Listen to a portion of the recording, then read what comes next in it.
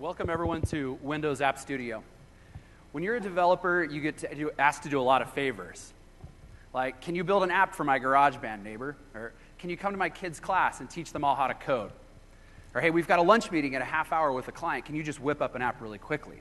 And of course, like as a skilled developer, you can do all of these things. But wouldn't it be great if there was a tool that would cut your development time in half, or better yet, allow you just to teach that person to do this on their own? With that in mind, we launched Windows Phone App Studio 8 months ago in August. 370,000 app projects have been created within Windows Phone App Studio. 20,000 of those were published to Windows Phone Store. Here's a couple of examples. 2,700 freshmen at Arizona State University used App Studio to create apps for their information studies course. 500 of those students published them to Store. And small business owners worldwide have been using App Studio to create apps to connect more deeply with their customers. Here's a couple of examples.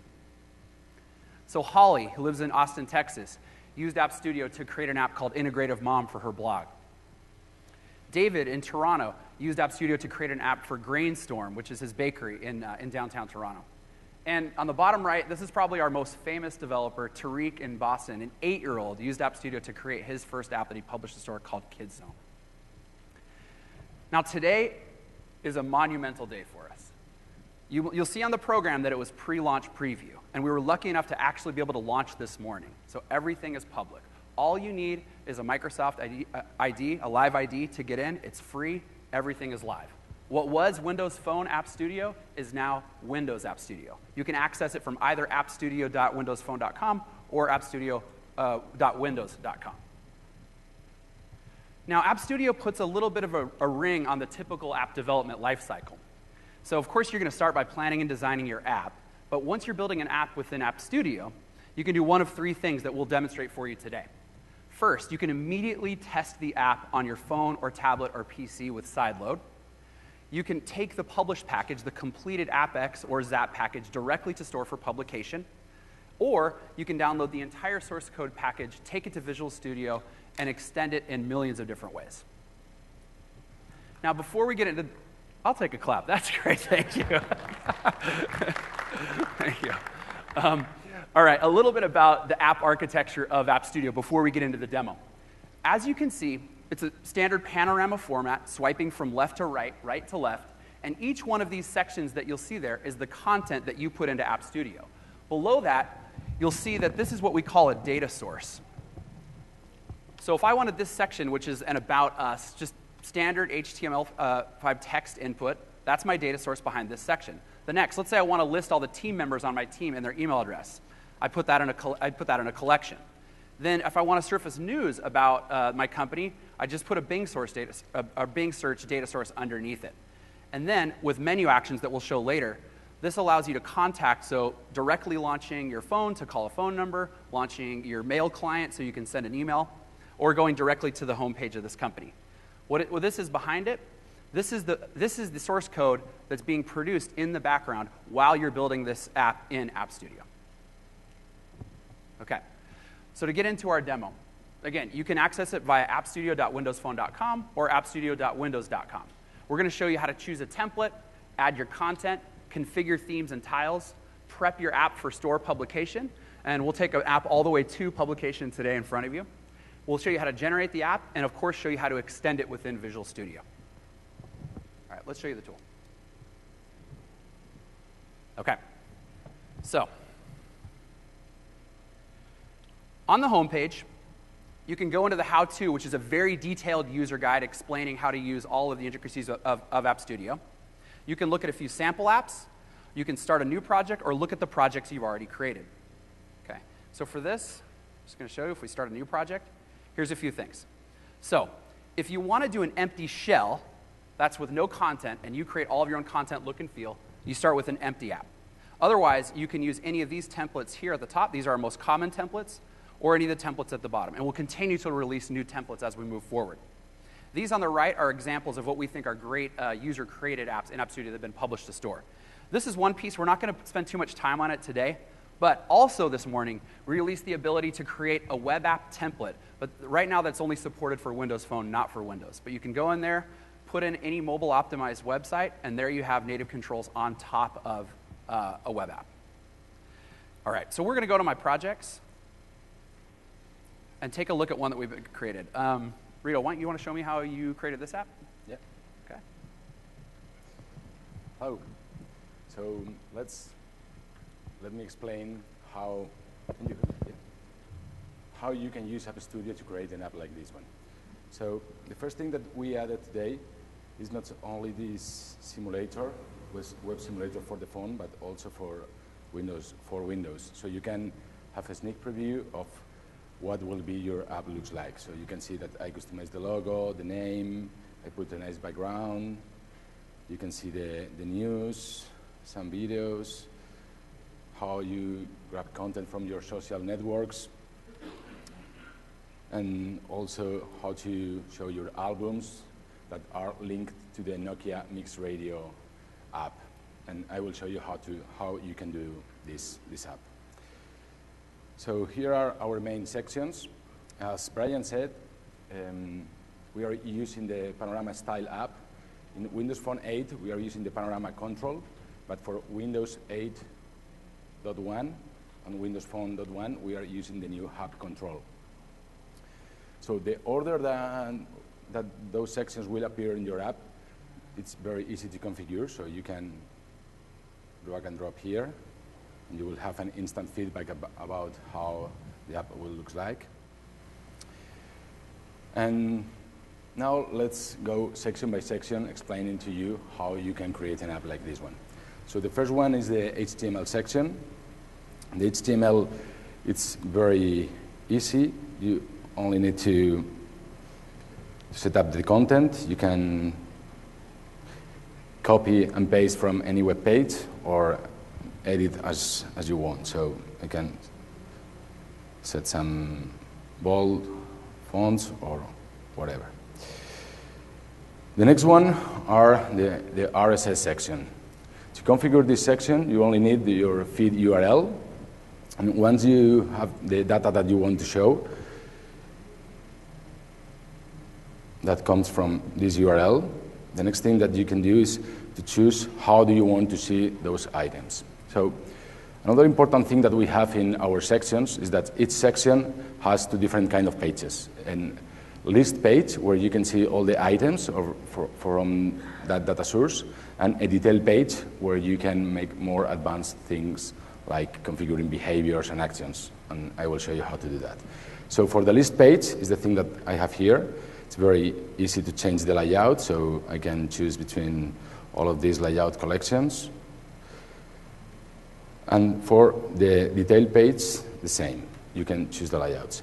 And here, you decide which field of that item want to show on that place. So you have more than one image or different text is how you choose here. Okay. The next section is the YouTube section. It's the way you can configure this is very similar to the RSS section. So you will have the list page and the detail page. We offer all of these kind of different data sources. And today we are releasing the Facebook data source. It's something new from today's release. And then we have what we call advanced sections. So the first one is the menu section. This is a special section that will allow you to enrich your app with better navigation patterns. So instead of having just a plain panorama control, you can have a menu section where you can link to another section. So you can have a hierarchy of different pages and navigation levels.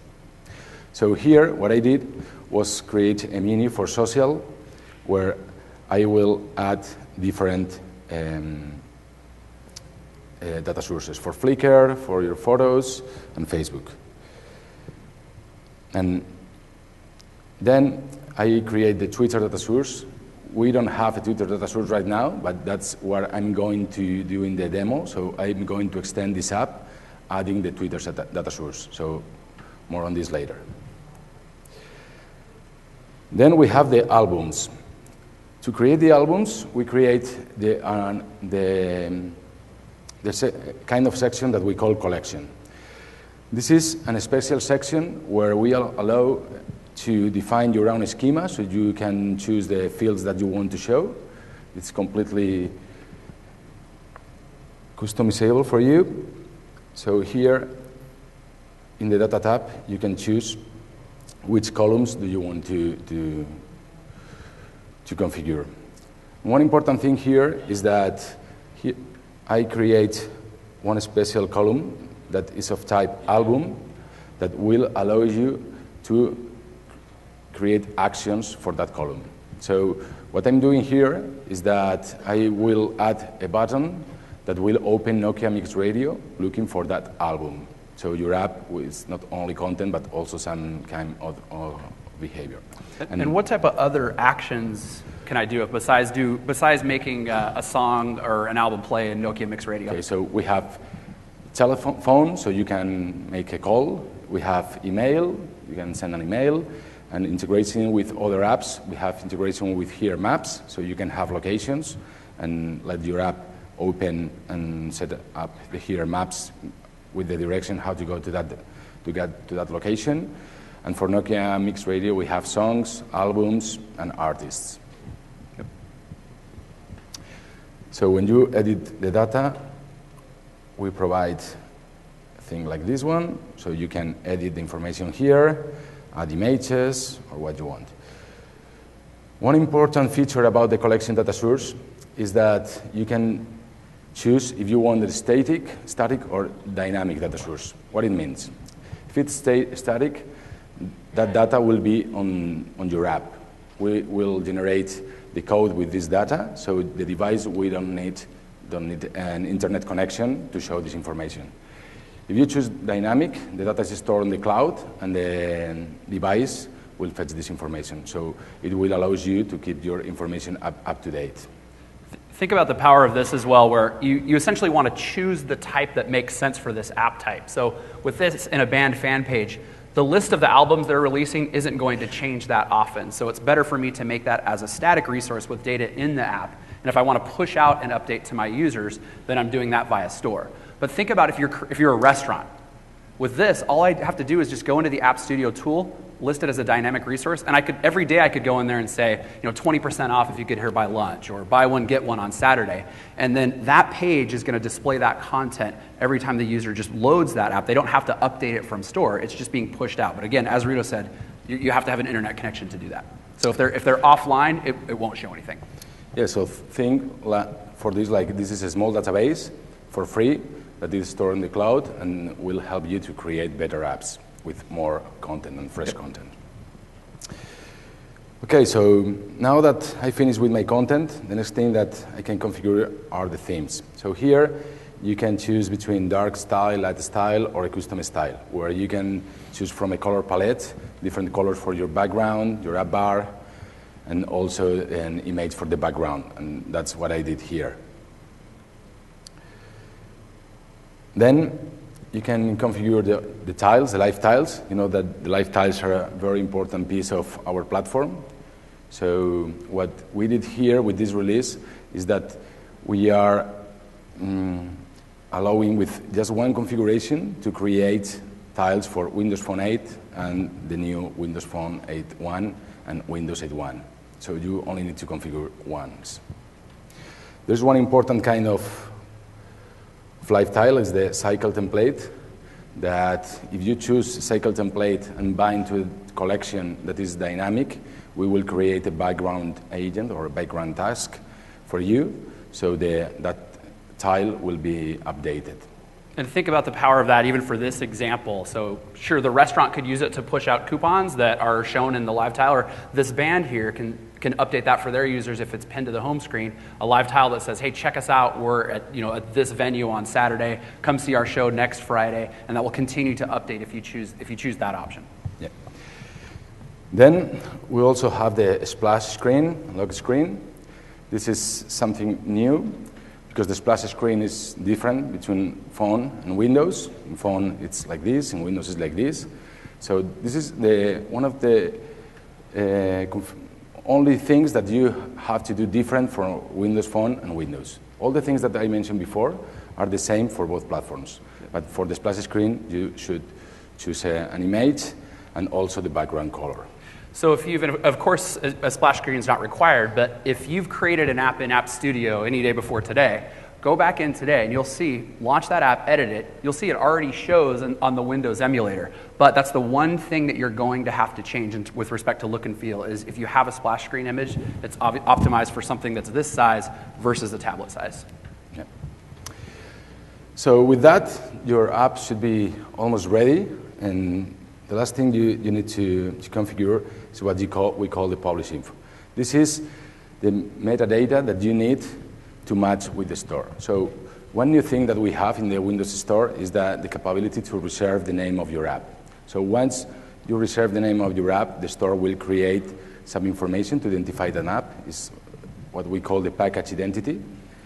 So this information should match in your app within the store if you want to publish to the store. So let me show it's the kind of the app title, of course, the description. So if you want to associate with your app with the store, it's the same thing that Visual Studio is doing today. So Visual Studio will connect to the Dev Center and grab this information. So if you want to do without Visual Studio, just using App Studio, what you need to do is go to the Dev Center, reserve the name of an app. I did it before.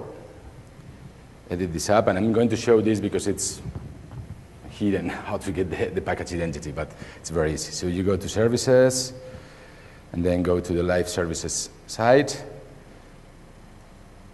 And here you will see that you have your identity. That's the information that you need to set up here, and it should match exactly.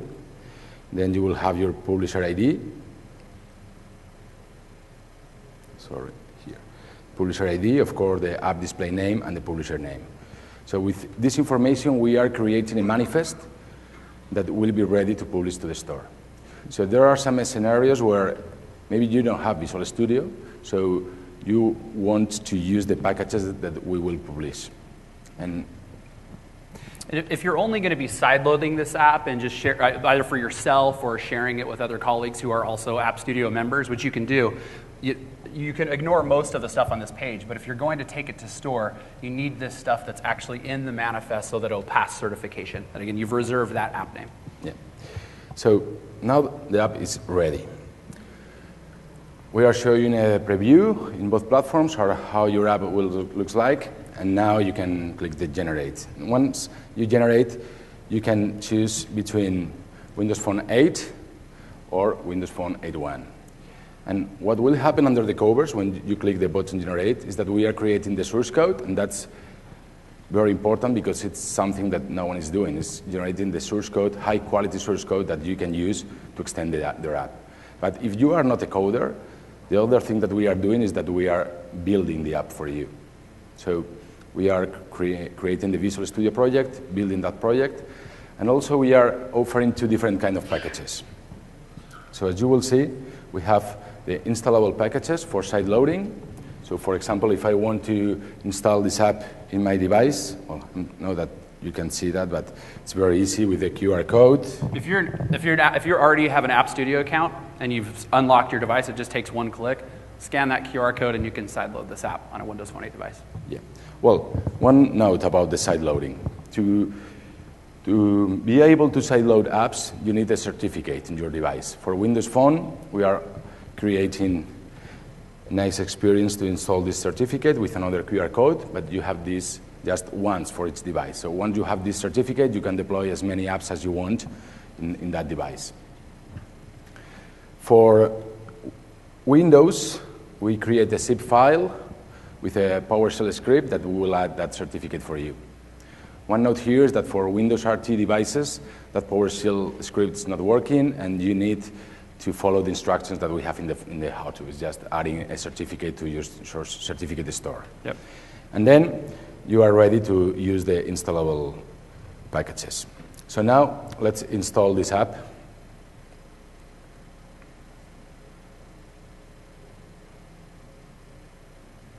So if you're already used to App Studio, you're used to the QR code scan, but for Windows 8.1 devices, we don't have that option. We use this PowerShell option, which adds 2 or 3 more steps to what you're used to with phone, but it still will work to sideload.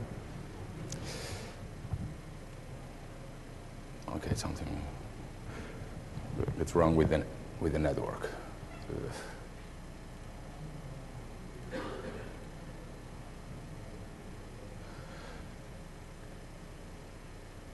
You're good. There you go.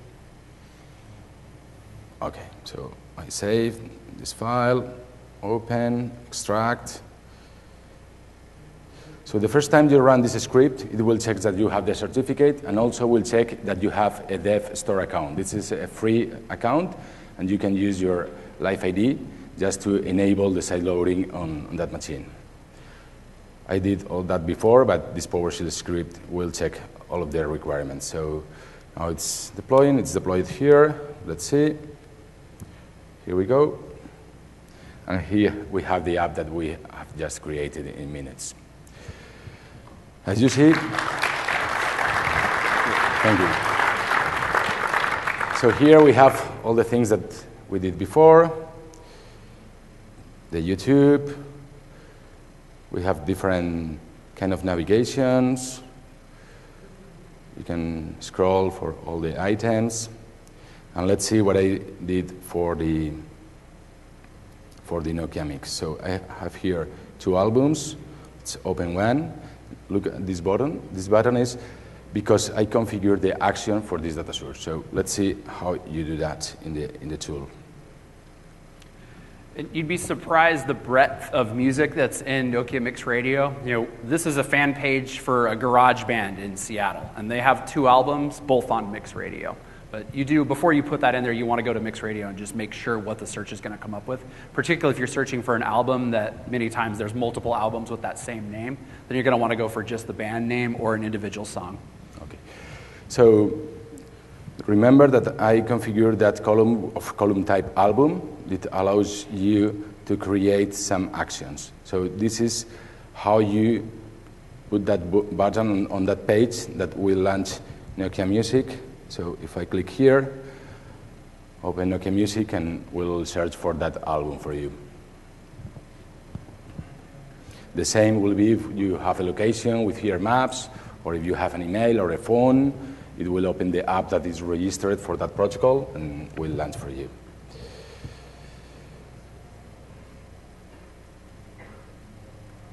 Okay, and the next thing that we are providing each time you generate the app is the publish packages. That packages are the same binaries that the installable packages, but the difference is that are not signed. So it allows you to download that packages, run the certification toolkit for your own, and upload to the store without Visual Studio. And finally, we provide the Visual Studio source code. One note here, Brian, is what's happened with the Windows Phone 8.1 store that, well, we have that text because we are providing that packages, so you can run the certification toolkit or what you want, but the store is not ready yet. Yeah, as you know, the store is not open yet. So while you can create these packages, the store isn't ready to submit Windows Phone 8.1 apps yet. Wait just a little longer. And also note on the published packages as well. So you're getting the Zap package for 8 and then the AppX package for the Universal Windows project, right? The only thing you really need to do on top of that is have your tile and your screenshots, 1 to 8 screenshots. The screenshots pieces we find is what trips up most first-time users. So we have multiple instructions about how to create good screenshots that are in our how-to. Again, that's what we find. If you're out teaching coding and teaching app creating with this tool, be prepared. That is the thing that is going to trip everybody up, is how to create good screenshots. As today, App Studio doesn't support the ability to create a screenshot within the tool. Okay, and finally, you will get the source code. So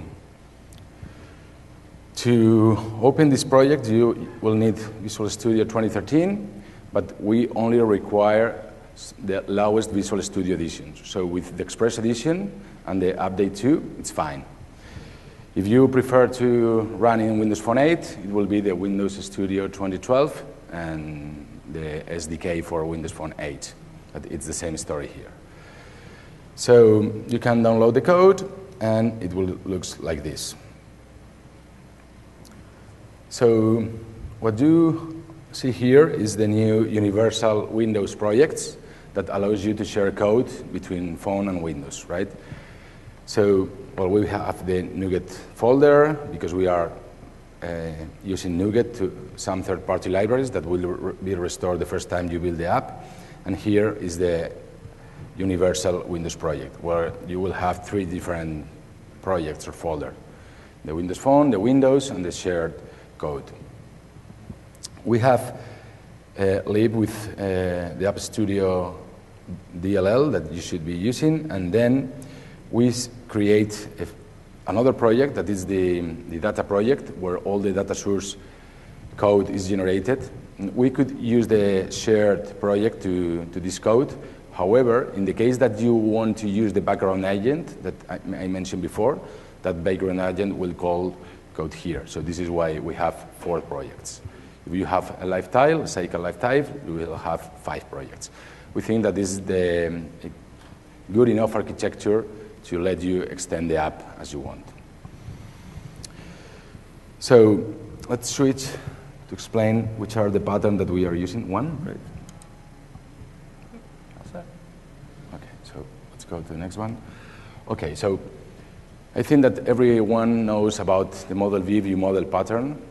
So that's something that we are using, and this is not casualty. This is because it allows us to decouple the views from the data. And that's very important because we will be adding more data sources in the future, and we don't need to change anything from the views. So if we will add, for example, an Instagram data source or other data source that will come in, all the layouts and the features that we have will work the same way.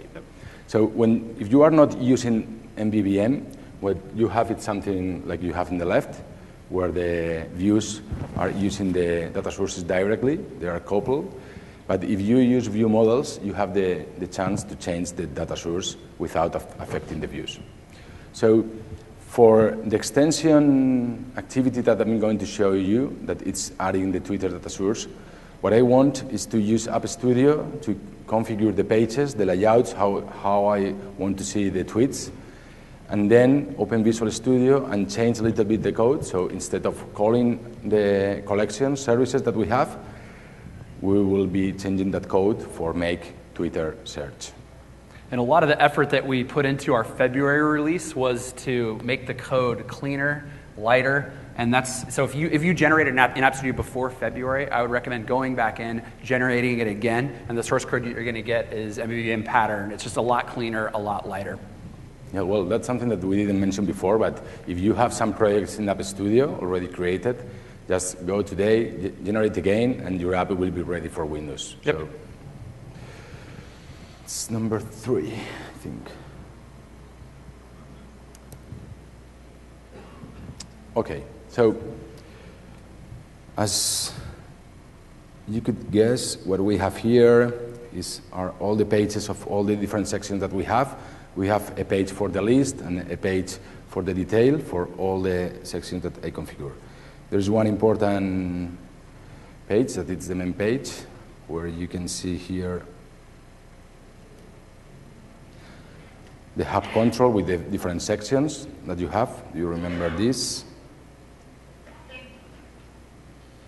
So this is mapped to this directly, right? So what I want is to change the Twitter data source. So everything is configured, and what I need is to add something here to this project to enable the Twitter data source. So let me explain how we architect the data project. So we have app storage, so we are providing some cache, so your app will be run with cache data. So if you open an app and then you lose your connectivity, you will have some data as well. Well, we have some utilities in common, like the RSS helper. And then we have these 3 folders, the data providers, data schemas, and data sources. So with data schemas, what we define are the columns that you will have for each data source. So for the Twitter data source, what I did was creating a default data source with the default 4 columns that we are using. So what I'm going to do is to map the title for the author of the tweets. The subtitle will be the date of the tweet. The image URL will be the the author image, the author profile image, and the description would be the tweet text. So if you're going to extend an app in Visual Studio to create support for things like Twitter and Instagram that we don't have a direct text box input option for today, and you're going to do that in Visual Studio, we recommend creating sort of a shell within that section, titling it Twitter feed, Instagram photos, whatever you want, and then take that, open it in Visual Studio, and create the plugins that you need. So what I did was just creating a fake tweet just to see how it will look like, and then I'm going to change in App Studio. So what I need is a data provider. Here in data provider that we have is the code for each of the data sources that we have. So if you are using, for example, 3 RSS sections, you will see here 1 RSS provider. So what I miss here is the Twitter data source. So to add the Twitter data source, I'm going to use a third-party library. We will get this from NuGet, but because this is a new platform, some packages has not been updated to those platforms on NuGet. So what I'm going to do is a little trick. So I will add the NuGet package just for the Windows. I will do something like this. Install package, link to Twitter. And then I will reference the portable class library from the data project.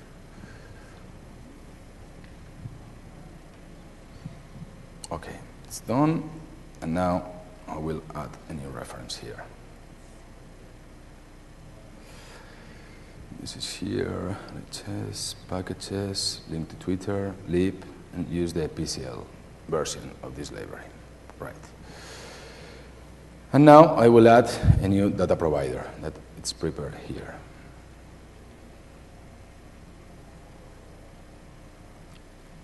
The data provider are doing some kind of authentication with Twitter, and now I create the search method that accepts the query, and you will make that query to Twitter, and then map the ID to the ID, the name for the title, the created to the subtitle, the profile image to the image, and the description to the tweet text, right? And now the final change is to open the data source, the Twitter data source, and change this. So instead of using this provider, I'm going to use the new Twitter data provider, and then call the search method left hand smoke Bill, and that's it. So now we have the new Twitter data source added to this app.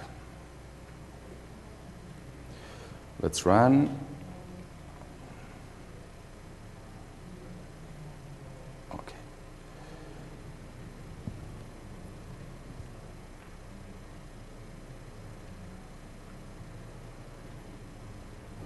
Well, it was already installed on this machine. Please uninstall, install again. And here it is. And if I click Twitter, here we go. So those are the tweets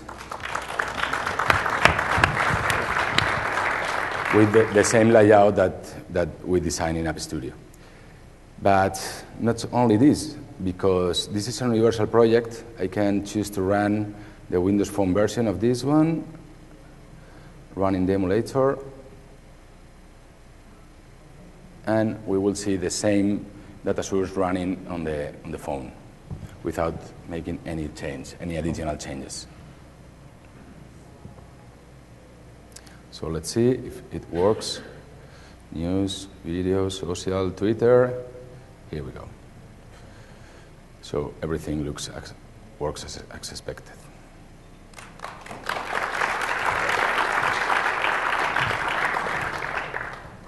Well, I think that we are almost done. The only thing that is missing is just to publish this app to the store. Absolutely. Let's publish it. Yeah. So what we are going to do is that we are going to create the apps. So create app packages, ready to publish to the store. Oh, we can see the button here. I guess it will be this one. But I'm not sure.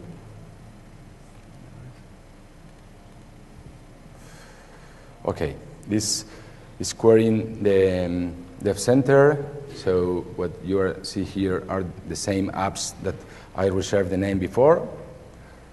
So I choose this one, and look that you didn't need to open the manifest to change your publisher ID because we did for you. So now, please create, will be, I don't know, version 3.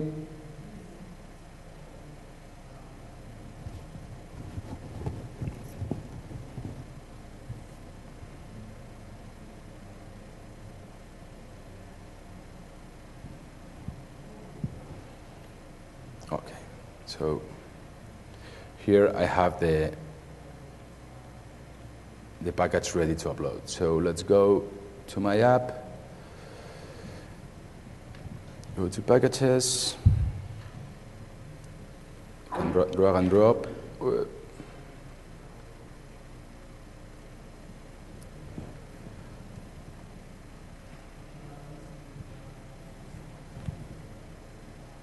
And now it should finish saying that the package is ready for submission. Let's see if it's finishing. Okay, green, so the package is valid. So this is because we have here in the manifest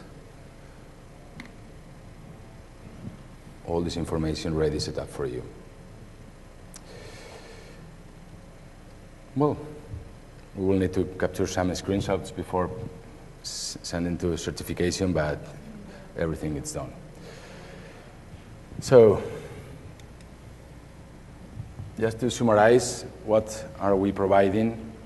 So, right now we are supporting both platforms, Windows Phone 8 and Universal Projects for Windows Phone 8.1 and Windows 8.1.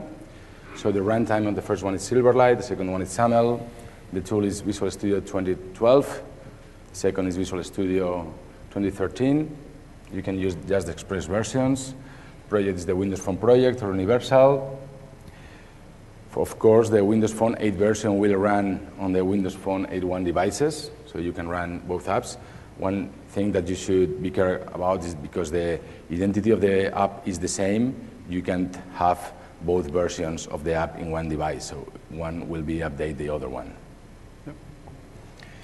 Then the side loading, that for phone we are using the QR codes, for Windows we are using the PowerShell, and the packages that we are using to publish to the store. Yep. And again, one note on the store packages that the Windows Store for 8.1 isn't open yet. You can create the packages, but can't submit that until it's open. Yeah. So, a couple notes on some additional resources. So, we have a very active user voice community, and also a support forum that we monitor. And the last thing I want to show is this curriculum. The interest among teachers, students, and in education has really been awesome, because as you know, these students are tough to win, right? They're looking at lots of different platforms. Those that are thinking about starting a career in computer science, they're really tough to win. So what we've done is created this nice curriculum. It's a 1-week curriculum, or it can be done in 5 1-hour sessions, and we also have teacher notes to do it in 2 2.5-hour sessions. It has complete decks, teacher's guides, student guides, videos. It's really complete. And what we found is that a lot of people who are using this in community events are going in here just pulling the decks and modifying them as they want. We also have 3 extension activities. So things like how to add a Twitter source. So after the students have finished, basically the way the curriculum works is they're creating an app about something that they care about. Not just a standard template, but any of the things that they care about. So it's written to be compliant for AP Computer Science at the high school level and first-year Information Studies or Intro to Engineering. So this would be like before you've started actually taking computer science and engineering courses. Yeah. And the first 3 days of it are building the app, improving the app, sharing the app with classmates, and then the last 2 days are extension activities with Visual Studio. And for these students that are just considering an engineering major, if the first thing we do is just throw up a whole page of code at them, you're going to scare half of them off. But if I can get them interested in building apps about something they care about, then they're invested in it, and the code we're showing is their code that they created. Again, that page is there, and we'll continue to add more items. Okay, guys, we're going to move into Q&A, but one thing I wanted to mention. They are not viewing the page. Yeah, there we go. Okay. Cool. Oh, okay, got it. Yeah, we're already good. Okay. One thing I wanted to mention, we are at the end of this, at the end of the presentation, we're going to have a contest, and 3 lucky winners here are going to walk away with one of these phones. There are 3 Lumia 1520s. The one thing I want to tell you is you have to have the app called Quiz Bowl, 2 words, Quiz Bowl, on a Windows Phone 8 device or a Windows 8 tablet or PC. Now, we'll give you the rest of the instructions when we get there. That'll be after Q&A, but again, it takes a little bit to download it, so Quiz Bowl is what you need for that. Well, let's get into to Q&A. Yes? Hi. My name is Max, and I personally have experience with App Studio, and I have to admit it's very easy to develop applications. And the question is, it's very easy to develop, but applications themselves will be very, very simple. Mm-hmm. And what you personally, your team, is going to do to prevent filling the store with simple, crappy applications? Mm-hmm. Sure. So a few notes on that, and if you couldn't hear the question, of course, the worry with something like this is when you want to make a tool simple so that you can attract all sorts of users, but the concern of that is that it's going to create apps that all look like each other, that are of low quality, etc. A few things. I mean, one is our certification requirements, and one thing that we've struggled with this tool is that some students are using it and creating content apps for content like that they don't own. So they're trying to create the official San Francisco Bay Area Rapid Transit app, and that will be blocked in certification because they don't have rights to that IP. What we're also doing, and I want to see the difference between why I think this is a better approach than some of the ways we've done it before. Typically, when you're teaching students, you're giving them a template, right? So the old method was give them a template to create an RSS reader, and then what do students do? What you end up having is all those students go out and create their first app. It's 100 RSS readers that all look exactly the same with a single page, And many of them, the example was CNN, and so they're all trying to publish these CNN apps. With this, the thing I like about it is that they do have the same look and feel in that panorama style, but they're about millions of topics you would have never thought about. It's a kid's t-ball team. It's a how to solve a Rubik's Cube example. The way store search is, the truth is, if these apps don't get traction in the store, and some of them have, we have some really popular traction, they're not going to come up in search, right? So we don't have to worry about the user going in and being flooded with these. But it allows that student or that first-time developer to share that with friends, say that they published the app, etc. But we're going to continue to add more advanced plugins like we did with Twitter today so that we can continue to improve it. But you're right. I mean, that's a concern of ours, and we are working on it. And the second question, really quick question. Sure. What license is used for generated source code? Yeah. Well, I think we don't have a very special license, so it's used as your own warranty and it's used as is. So it's like MSDN sample code or that kind of thing. Yeah, it's in the terms of use when you accept that lawyers spend a lot of hours writing. If you ever want to fall asleep, you can start reading it. Yeah. Hello. We'll come back. I've been using App Studio a lot in past months, and my question is about App Studio Common Library, and why do you distribute this library in a compiled form and not in a source code form? Is there something secret like access codes for cloud services? Or no, there's nothing secret, and we will publish the source code for that DLL, so don't worry about it. So it's planned to be open source? Yeah. Well, maybe we will distribute with the same source code packets that you have. Okay. So, Thank you. But there's nothing secret there. Thanks. Question? Hi, I'm Zunke. Well done. Looks awesome, really. Thanks. I could imagine that we as software companies could use that to give our customers the opportunity to build software as well. Will it be extensible? Will the user interface experience that you showed be extensible from us so that our customers don't have to go to Visual Studio? For example, adding data sources to the templates. That's quite tricky, because if we allow you to upload code there, we will sign with our certificate, and we can't, or we should not sign binaries that we don't know the code. So we are only offer the side loading for the code that we are generating. But anyway, we are looking for new ways to open these capabilities to the community. Yeah. So if you think that you have a great data source, you can send it to us, and we review the code, and if everything is fine, we will add to the tool. So that's our plans. Thanks. Yep. We're going to create a new area for social, where we can post things that you guys have created, because we're constantly being sent stuff that just it blows us away. Anything that we think is impossible, someone's able to extend it. It's been really cool. Yeah. This question is related to what he asked actually.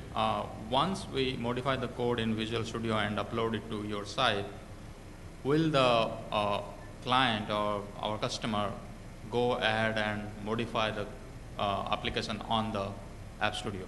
No, once it's modified in Visual Studio, it's yours. So think an App Studio like a starting point. Do you have so if you make any modifications, it's completely unlinked from the App Studio. But anyway, the thing that I do when I'm working with this scenario is that I'm using any kind of source control. So I check out, just make changes in App Studio, download the code again, merge with my local copies, and so you can have not very good experience, but something that it's good enough to pull the changes from App Studio and merge with yours in Visual Studio. And keep in mind that if you extend within Visual Studio, compile and take it, you're taking it out to Dev Center, not back to App Studio to publish. Do you have any plan to do this, or it is?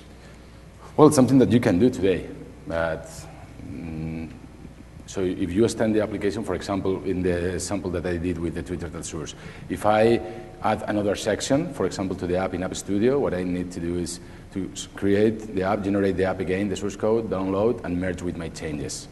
So that's something that will work, because the code that we are generating is exactly the same. So if you are not changing anything else, for example, you can change the background, or you can change whatever, merge with the changes, and that's work. It's working. So, but you will never have the side loading story for that changes that you do in Visual Studio. Yep. Thank you. Thanks. Question? That's very good, by the way. Thanks. You guys did a very good job. I was wondering if you'd have the source code in Java, HTML, CSS at some point. Sorry, source code I didn't. If you have the source code in Java. Yeah. Yeah. Node.js, yeah. Well, it's something that we are looking if it makes sense. But we could generate in different languages, so maybe we could add in the future, but it's not decided yet. Okay. Yeah.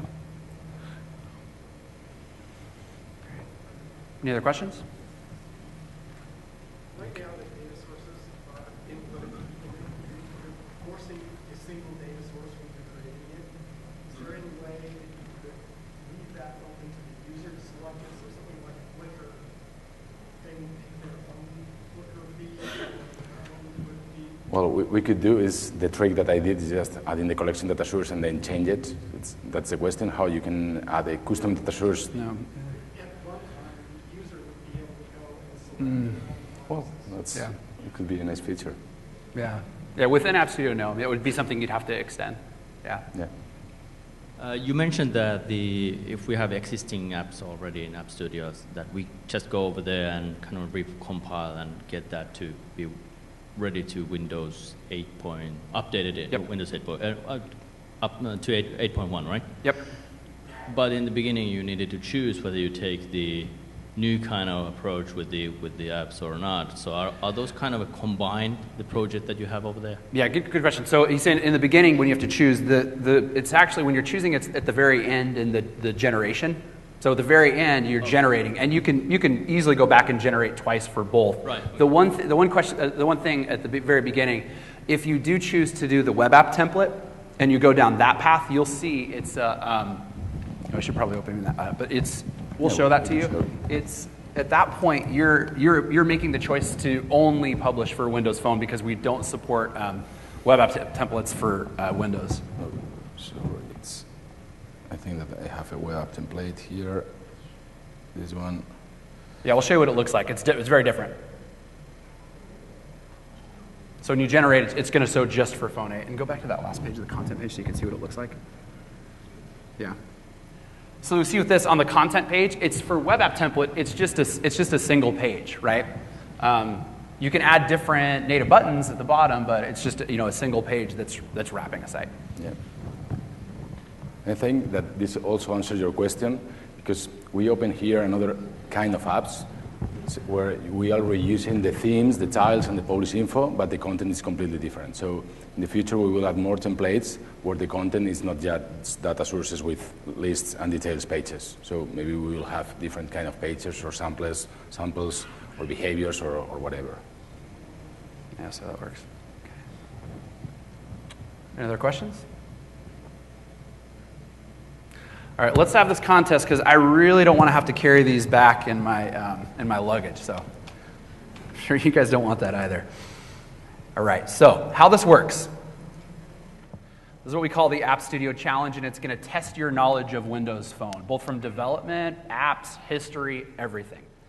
Now, if you've got this installed, so you've installed Quizbowl, again, on Windows Phone 8 device, tablet, PC, what you're going to do is select a new game, and you're going to select the Windows Phone topic, which is in the World and Business category. Don't start yet, because only games that are played during the 5 minutes while I run the timer count. We'll have to check the timestamp to make sure it's not a saved game, but one that you played during the contest. We've been putting in new questions throughout the day.